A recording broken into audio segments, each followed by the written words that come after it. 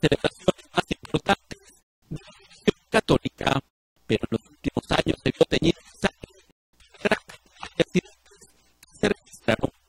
El consejero de la gerencia de transportes instala garitas de control de servicio técnico para fiscalizar a las empresas de transportes que circulen durante la festividad en las antesaladas de la puerta.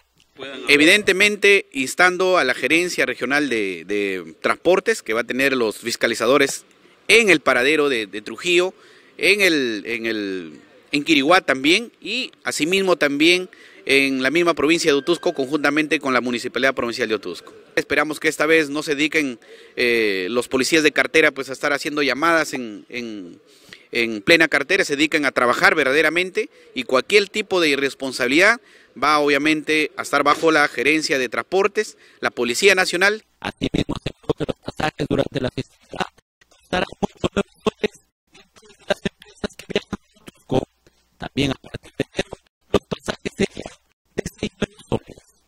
Ya se acabó los abusos de que cuando llegue un pasajero al paradero de la Unión, obviamente son jalados por algunos delincuentes y son asaltados. Ahora, el día jueves a las 10:30 de la mañana están inaugurando un terminal terrestre que han considerado ellos porque así está dentro de un proyecto de desarrollo dentro de la provincia, de lunes o de domingo a domingo, porque normalmente pues los sábados y los domingos las personas que más sufrían los abusos eran los profesionales, como los maestros, los médicos y la gente de pocos recursos económicos.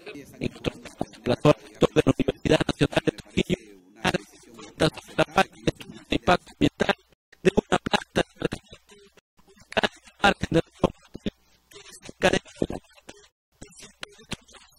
Por eso digo, ¿cuántos convenios se ha hecho?